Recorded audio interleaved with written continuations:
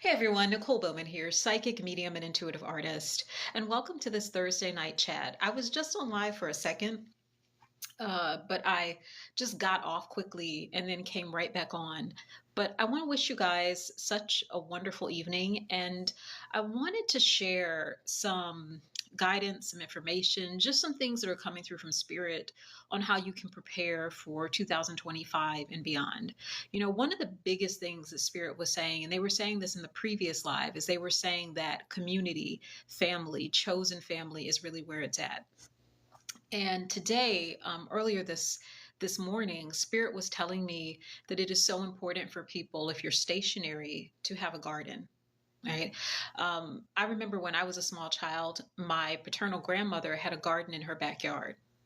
And so some of the food, some of the things that we would put on the table would actually be fruits and vegetables and different things that she grew in her yard, depending upon the season.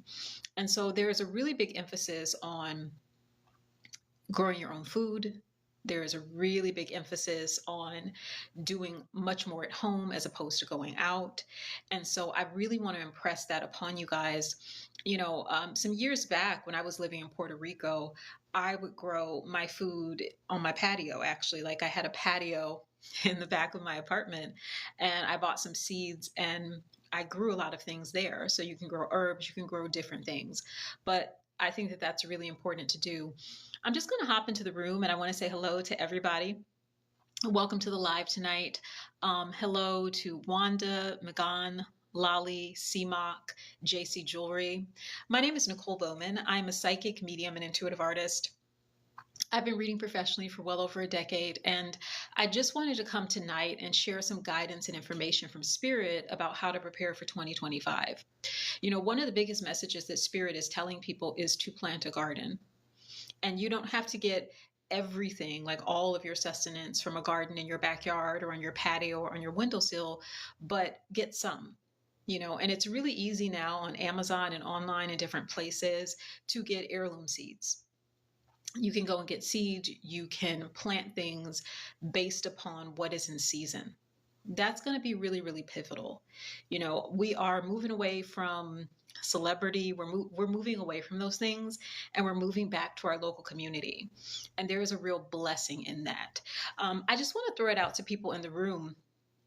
If you have any questions, if you want to know anything prediction wise about what I see in 2025, put those questions in the comment section.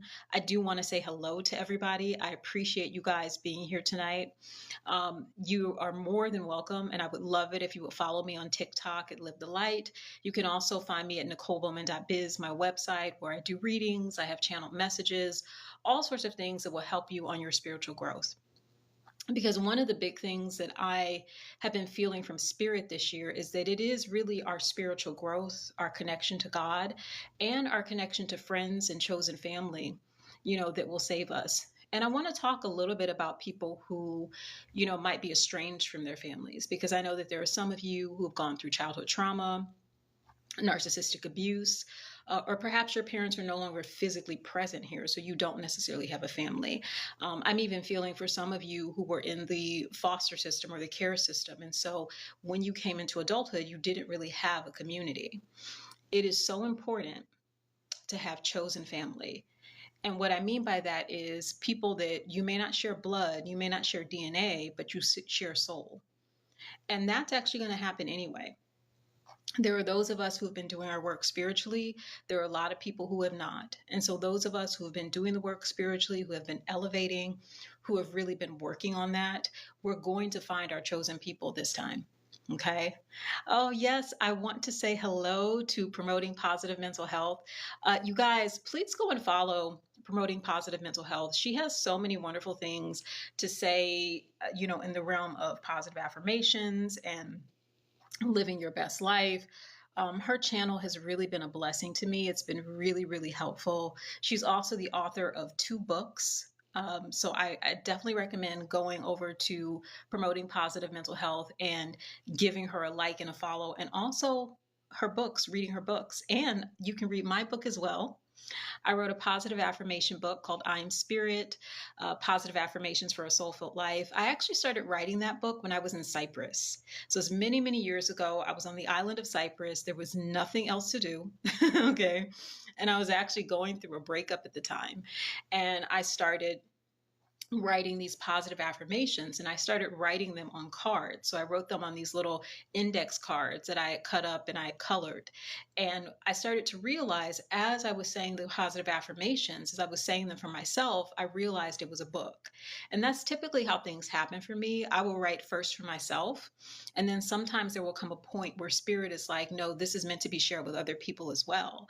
So my positive affirmation book has 51 affirmations, writing prompts, meditations, all of those things in order to draw those positive conditions into your life. And you know what? In that vein, let's talk about positive affirmations for a moment too, because a lot of times people think that positive affirmations are toxic positivity, or it's faking, or it's like fake it till you make it. But that's not really true. You know, the way that I have found it is most effective to do positive affirmations is to first and foremost tap into what you genuinely feel about the affirmation at this moment. Like, one of the most powerful affirmations you can say is, I love myself, or I appreciate myself, or I approve of myself. But the reality is, a lot of us don't. The reality is, for a lot of us, we have been told that we're not lovable, that we're not loving, that there's nothing to appreciate. And when you've experienced that level of abuse, or you've experienced that level of dismissal, it can be really, really hard. So what you want to do is you first want to tap into, who told me I wasn't lovable, right?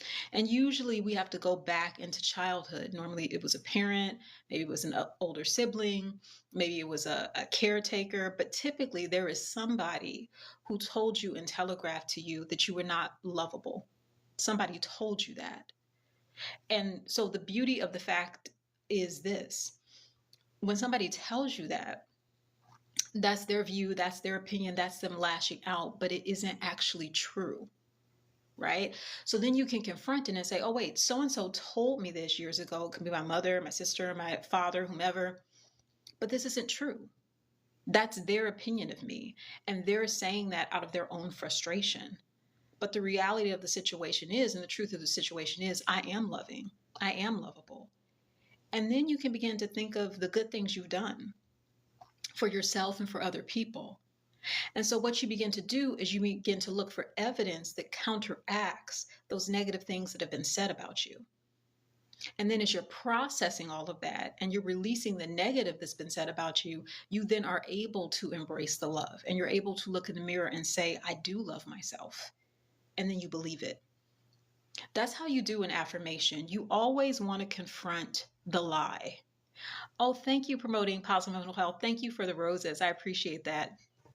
You always want to confront the lie, because these negative things that people have said to you, these are lies. It's not true. You know, some time ago, I worked with a therapist who talks about core beliefs. And for those of you who don't know, core beliefs are just what I just described. These are things that are told to you in childhood or in your formative years about you. And sometimes the core beliefs are positive and sometimes they're negative. But the core beliefs tend to shape who we are as people. So as a child, if you were told that you were unattractive, or you were unintelligent, or you were greedy, or you were selfish, and you were told that by your caregiver or people you looked up to, there's going to be a part of you that carries that and believes that until you confront the lie and you release it. You know, when I was growing up, I was always told that I was vain. I was told that I thought I was better than people. And mind you, I was told this when I was a child. People were saying this to a literal child. They were saying this to a little girl. And so then what does that do to that little girl? Does she shrink? Does she hide her beauty? Does she look in the mirror and think that she's unattractive? Is she afraid to ask for what she wants, demand what she wants, because she doesn't want to be called mean or difficult? That was my story. And it put me in a position to be abused. Because this is the thing. When you're told you're vain, when you're told you're selfish, when you're told you don't deserve things, you don't know how to tell people no.